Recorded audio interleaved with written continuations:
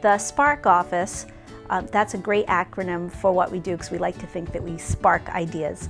SPaRC is Sponsored Projects in Research Compliance, and what we do, we're responsible for the review, submission, and acceptance of grant proposals to the institution.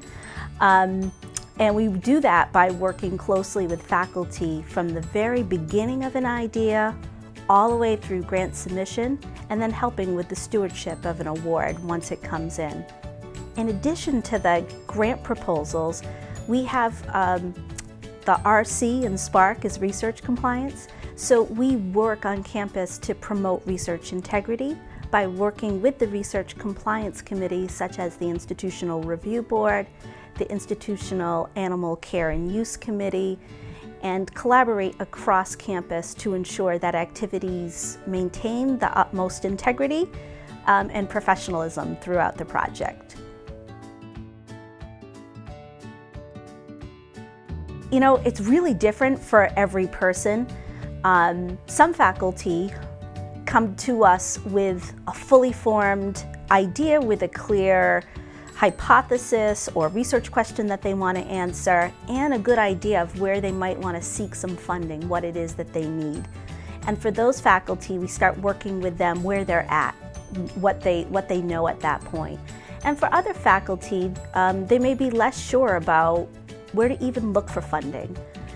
So it starts with faculty coming to us, hopefully as early as possible, as soon as they have that idea that they might want to seek external funding, to identify the funding opportunities and to work with them to identify whether it's a good fit, both for their research and for PC as an institution. Is this a good fit?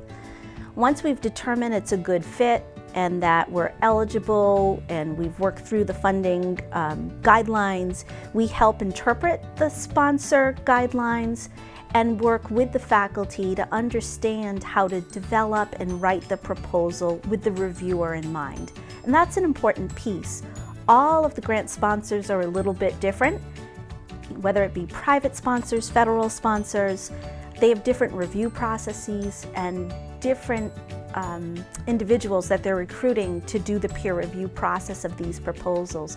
So we do a little bit of backwards mapping, figuring out who's going to be reading this so that we can craft a really compelling narrative that meets what the sponsor is looking for and that helps gain higher scores in the process and hopefully make it a fundable proposal.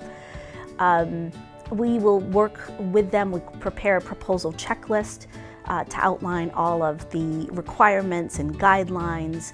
Outside of the narrative itself is what most people think about when you think of a grant proposal. There are countless administrative forms, there's budgeting, there's biographical sketches, they're numerous. Our job is to try to streamline and simplify the process to keep the faculty focused on the research question and on the elements of the science that they need to write.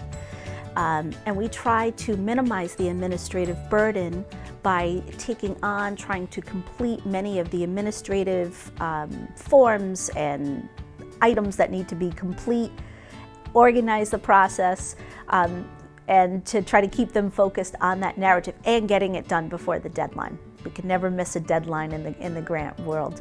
Once those are submitted, and they're submitted by the SPaRC office, that's our responsibility, we're in a little bit of a waiting period. That can be anywhere from a couple of weeks to almost a year for some of these sponsors. Once we go through that process, we will get feedback on the reviews and get an indication whether it will be funded or not. Here's where our work can really begin. Many people are not funded the first time. So we really work with faculty to truly dissect the reviewer's comments, to understand where their strengths are and where there's some opportunities to strengthen a proposal. We're always sort of writing for the resubmission because 80% of funded awards were actually a rejected submission first. So we work with people, try to help them overcome when they do get rejection to resubmit and get it funded, if not to that sponsor, to a sponsor that might be a little bit of a better fit. We negotiate with the sponsors on accepting those awards. We accept the awards on behalf of the college, and then once we're up and running, and there are about 65 active grant projects right now, once we're up and running, we're working to ensure that we comply with the terms and conditions of both the college and the sponsor and implement the projects and do the proper reporting so we can continue to get funding from those sponsors. So I think that's sort of from the very beginning all the way through grant closeout. We like to be partners side by side with faculty throughout that whole process. And it's not just the SPaRC office that's involved. There are many offices on campus that are contributing to this research environment, including business and finance, who are helping with some of the financial reporting. We have colleagues in institutional advancement, corporate and foundation relations, who are working on some gifts and some restricted grants from foundations. And we're all working toward the same goal, which is to help faculty and PC receive external funding to support critical work that they want to achieve and make those matches.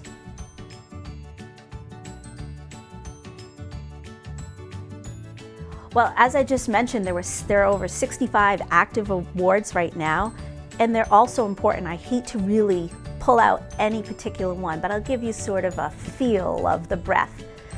We have active awards from anything from a few $1,000 travel award that was instrumental for a faculty member to be able to get to an archive or to a different location to complete their research, to some that are millions of dollars or hundreds of thousands of dollars, also doing very important research and scholarly work. So the sizes are all over the place, from pretty small to very large. And we have faculty from across all disciplines that are really engaged with the office, not just in submitting proposals, but actually getting awards. We've been quite successful with faculty in the arts and humanities getting individual fellowships. And those are fellowships to give them time to augment a sabbatical or a pre-tenure leave, and to allow them time to write and to fully immerse themselves in the scholarship within their field. That's a different kind of research and scholarship than maybe a lab bench science, which might have bigger budgets because there are a lot more expensive equipment and supplies. All of these activities are really crucial, but we're seeing sort of a gamut from very small travel grants or to maybe a equipment grant to a full, very large research project involving human subjects, involving animals. You know, PC at faculty are very diverse, their interests are diverse, and because of that, the grants that we're receiving are very diverse, and we're trying to find the ones to match their needs. Each one is exciting, no matter the size. It's very gratifying for us in the office to work with different faculty from across the campus and to see them get external funding, which is a real validation of their scholarly work.